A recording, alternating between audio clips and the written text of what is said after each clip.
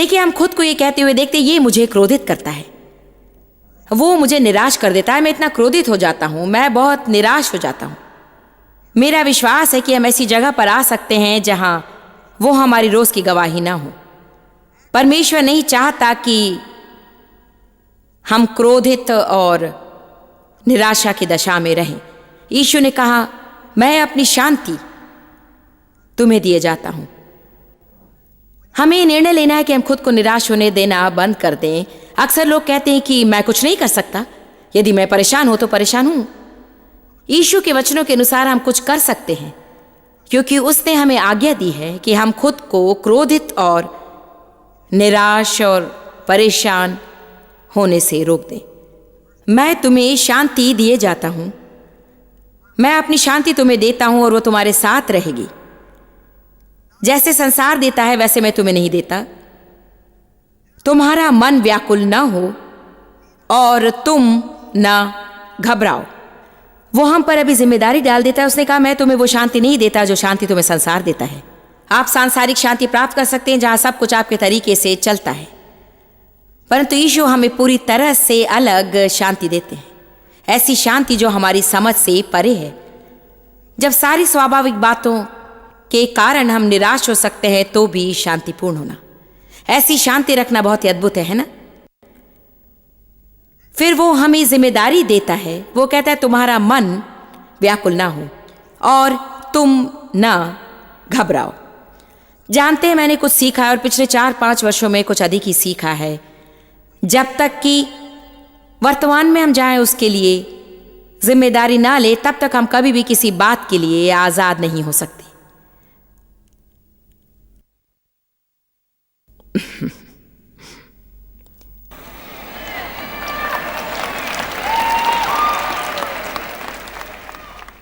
हम हमेशा दोष दोष दोष दोष देना ही चाहते हैं। दोष लगाने का खेल अदन के बाग में शुरू हुआ और इब्राहिम में से होकर गया और आज तक बना हुआ है। हम नहीं चाहते कि हमारी कोई गलती हो, उसका दोष अपने बचपन पर डालते हैं। चाहते कि उसका दोष हम अपनी पढ़ाई की कमी पर डाल दें। हम चाहते कि उसका दोष हमारी राष्ट्रीयता पर डाल दें। मुझे जल्दी क्रोध आ जाता है, मैं कुछ नहीं कर सकता क्योंकि मैं आयरिश हूं या ये हूं, चाहे ये कुछ भी हो। मेरा शोषण हुआ था, मैं ये थी, मैं वो थी। वो सारी बातें शायद सही हों और शायद हम जैसे हैं वैसे ही हैं और शायद हमारे पास कुछ समस्याएं हो सकती भूतकाल में हम जिन बातों में से होकर गए उसके कारण, परंतु हम जैसे वैसे ही बने रहने के लिए हम भूतकाल की बातों को बहाना बनाकर नहीं रख सकते।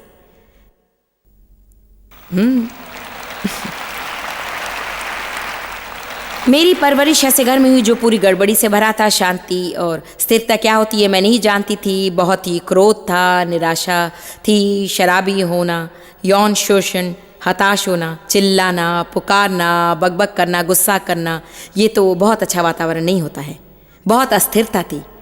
इसलिए जब मैंने शांति के विषय सीखना शुरू किया और विशेषकर मैंने इसे केवल परमेश्वर के वचन से नहीं सीखा, परंतु मैंने अपने पति को कई वर्षों तक करीबी रूप में देखा था और मैंने देखा कि हालांकि हम दोनों मसीही थे, परंतु वो किसी ऐसी बात में कार्य कर रहे थे जिसके विषय में कुछ भी नहीं जानती थी। हमारी कोई समस्या हो सकती थी और मैं निराश हो जाती और 4-5 दिन और हफ्तों के लिए मैं परेशान रहती और डेव बस वैसे ही रहते, हर समय शांतिपूर्ण। क्या आप जानते हैं, हम उत्तर प्राप्त करते और फिर भी हर समय परेशान रहती और वो कभी भी परेशान नहीं होते और हम दोनों को एक ही उत्तर मिला था। इसलिए मैंने कई वर्षों बाद ये जान लिया कि मैं क्या कर रही हूं, ये मेरे लिए क्या भलाई लेकर आ रहा है। कई बार हमें रुककर खुद से पूछना चाहिए, क्या ये मेरे लिए भलाई लेकर आ रहा है? इसके कारण मैं चिंता कर रही हूं? क्या मैं चिंता करने के कारण क्या प्राप्त कर रही हूं? सिर दर्द, पीठ दर्द, गर्दन का दर्द, शायद कोई अल्सर। ये मुझे क्रोधित करता था।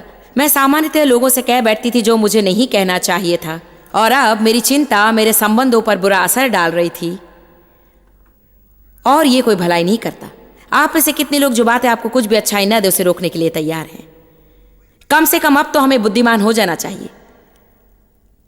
इसलिए मैंने ये सीखा कि मुझे मेरी क्रियाओं के लिए जिम्मेदारी लेना सीखना है। मैंने जिम्मेदारी लेनी शुरू करके ये कहना शुरू किया, यदि मैं सच में इसके साथ कुछ करना चाहूं तो परमेश्वर उसमें मेरी मदद करेगा। परमेश्वर किसी भी व्यक्ति की मदद करेगा। कोई भी कुछ भी रख सकता है, आप उसे ले सकते हैं। क्या आपने सुना कोई भी कुछ भी रख सकता है, आप उसे ले सकते हैं, क्योंकि परमेश्वर पक्षपाती नहीं है। यदि वो एक व्यक्ति को बंधन से छुड़ाने की प्रतिज्ञा करता है तो वो सबसे यही प्रतिज्ञा करता है। यदि वो एक से शांति की प्रतिज्ञा करता है तो वो सबसे उसकी प्रतिज्ञा करता है। यदि वो कहता है कि यदि हम परमेश्वर के वचन को हमारे जीवन का केंद्र बना दे तो वो हमें संपन्न और सफल करेगा, तो वो प्रतिज्ञा सबके लिए है। परंतु परमेश्वर का वचन साथ में यह भी बताता है कि परमेश्वर की प्रतिज्ञा उसके लिए है जो इच्छा रखता है, जो कोई इच्छा रखे।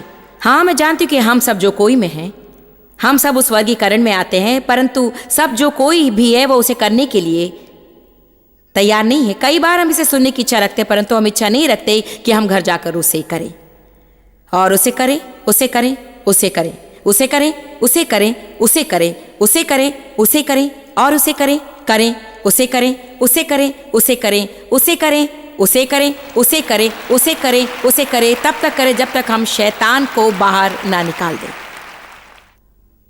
यहां कोई ऐसा है जिसने ये जाना कि शैतान ने पहले से ही निश्चित किया होता है। यदि वो एक मार्ग से आप तक ना पहुंचे तो वो दूसरा मार्ग ढूंढ लेगा। जब तक वो आपको परेशान करने का मार्ग न ढूंढ ले, वो कुछ न कुछ करते रहेगा। हाँ, आपके पास भी वही मनोवृत्ति होनी चाहिए, हमें भी उसी तरह से होना चाहिए। कहीं शैतान, मैं अपना पूरा जीवन तुझे दुखी करने में बिताऊंगा, तूने मुझे परेशान किया इसलिए तू खेद महसूस करेगा, क्योंकि मैं अपना सारा जीवन लोगों की मदद करने में बिताऊंगा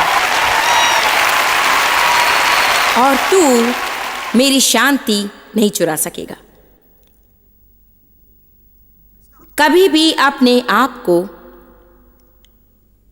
निराश न होने दे, खुद को क्रोधित और परेशान न होने दे, खुद को भयभीत दहशत में न डालें, डरपोक और अस्थिर न होने दे। मेरा विश्वास है कि मैं खुद को क्रोधित या फिर निराश नहीं होने देना है। मुझे अभी भी क्रोध की बात पर कुछ कार्य करना है, क्योंकि मैंने इसके और पहले कभी भी ध्यान नहीं दिया, परंतु पिछले वर्ष मैंने खुद को हमेशा वो कहते सुना, वो मुझे क्रोधित करता है, वो बस बस बस, हाँ, वो मुझे क्रोधित करता है। और जानते, मैं सच में 100% नहीं जानती थी कि उसका क्या अर्थ होता है, और मुझे जाकर अध्ययन करना पड़ा और मुझे मेरे जीवन में उस विशेष बात के साथ निपटना पड़ा जिसे क्रोध कहते हैं। क्योंकि मैं ऐसी व्यक्ति जो चाहती है कि लोगों को जो काम करना है, कब करना है, वे तभी उसे करें और मुझे उन्हें बताना ना पड़े, और जब वे करें तो वो सही हो और जब वे वैसा नहीं करते तो मुझे क्रोध आता है। आप में से कितने लोग मेरे साथ क्रोध और निराशा से निपटना चाहते हैं? आइए इस पर एक साथ काम करेंगे, ठीक है? हम जिन बातों के लिए परेशान होते हैं, हमें उन बातों के लिए बस एक ही कारण के लिए परेशान नहीं होना है, क्योंकि परमेश्वर नियंत्रण में है। आप में से हर एक व्यक्ति कहे, यदि मैं कहूं क्या आप विश्वास करते हैं कि परमेश्वर सब पर नियंत्रण करता है, तो आप कहते हैं हाँ आमीन बहन, परमेश्वर नियंत्रण में है। यदि इस पर विश्वास है तो हम फिर चिंता क्यों करें? यदि हम सच में ही विश्वास करते हैं कि परमेश्वर सब पर नियंत्रण करता है, तो फिर हम किसी भी बात के लिए क्यों परेशान होते, क्यों हम क्रोधित हों या फिर दहशत में आ जाएं? हमें शांतिपूर्ण जीवन जीना चाहिए। देखिए निर्गमन 14, आइए वचन 11 से शुरू करते हैं। निर्गमन अध्याय 14 वचन 11।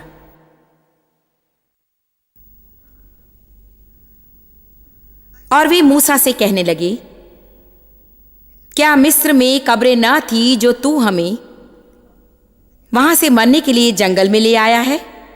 तूने हमसे ये क्या किया कि हमें मिस्र से निकाल लाया? अब देखिए, ये फिर दोष की बात आती है। वे परमेश्वर के सामने पुकार रहे थे कि उन्हें छुड़ा ले, और जब परमेश्वर ने छुटकारा देने वाला भेजा तो जैसी ही परिस्थितियां तकलीफ देने वाली हुई तो उन्होंने मूसा पर दोष दिया और कहा, तू हमें यहां क्यों लाया? क्षमा करें, मैंने सोचा तुम जाना चाहते हो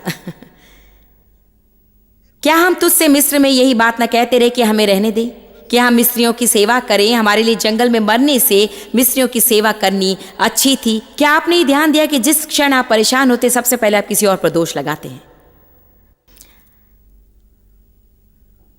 मूसा ने लोगों से कहा, पत्तेरा, डरो मत, खड़े खड़े स्थिर रहो, भरोसा रख कर डटे रह कर वो उद्धार का काम देखो जो परमेश्वर आज तुम्हारे लिए करेगा, क्योंकि जिन मिस्त्रियों को तुम आज देख रहे हो उनको फिर कभी ना देखोगे। वचन 14, मुझे ये पसंद है, परमेश्वर तुम्हारे लिए लड़ेगा और ये उसका भाग है। परमेश्वर आपके लिए लड़ेगा, परंतु आपकी ये भूमिका है। उसकी एक भूमिका है, हमारी एक भूमिका है। उसने कहा मैं तुम्हारे लिए लड़ूंगा, मैं चाहता हूं कि तुम इसे करो और तुम शांत रहकर विश्राम में रहो। मैं विश्वास करती हूं कि यदि हम चाहते हैं कि परमेश्वर हमारे लिए लड़े तो हमें हमारी शांति को थामे रहना है। हम उसे सही तरीके से नहीं देखते हैं। मैं सोचती हूं कि वो हमारी मदद करने के लिए एक शर्त रखता है, और आप जानते हैं कि वो क्या है। आपको उस पर भरोसा रखना है। परेशान होना भरोसा करना नहीं है, क्रोध करना भरोसा नहीं है, निराश होना भरोसा नहीं है, डर भरोसा नहीं है, दहशत में रहना भरोसा करना नहीं है, चिंता करना भरोसा नहीं है। क्योंकि बाइबल इब्रानियों 4 में कहती जो परमेश्वर पर भरोसा करते हैं वो उसके विश्राम में प्रवेश करते हैं। इसलिए यदि हम विश्वास की थोड़ी परीक्षा लेना चाहते हैं तो हमें खुद के साथ सच्चा होना शुरू करना है। और जब कभी हम चिंता करते हैं हमें कहना है मैं परमेश्वर पर विश्वास नहीं कर रही हूं। जब कभी हम निराश और क्रोधित होते तो हमें कहना है मैं विश्वास से बाहर चली गई हूं और अब मैं शरीर में हूं। सुनिए, यह अच्छा है। आज हमें कुछ जिम्मेदारी लेनी है। इसे कहें मुझे क्रोधित होने की जरूरत नहीं है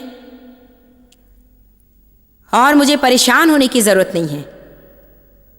मैं शांत रह सकती हूं, मैं शांति थामे रह सकती हूं।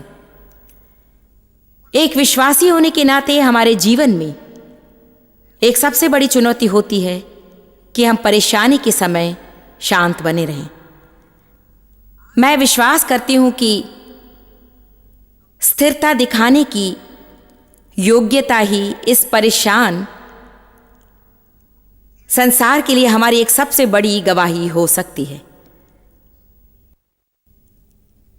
मैं इसे दोबारा कहूंगी, मैं विश्वास करती हूं कि स्थिरता दिखाने की योग्यता ही इस परेशान संसार के लिए हमारी एक सबसे बड़ी गवाही हो सकती है।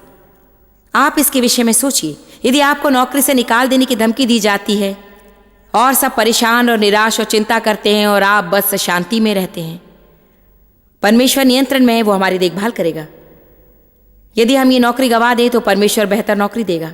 पहले शायद आप उन्हें क्रोधित कर दे और पहले शायद ये उन्हें निराश भी कर दे और वे शायद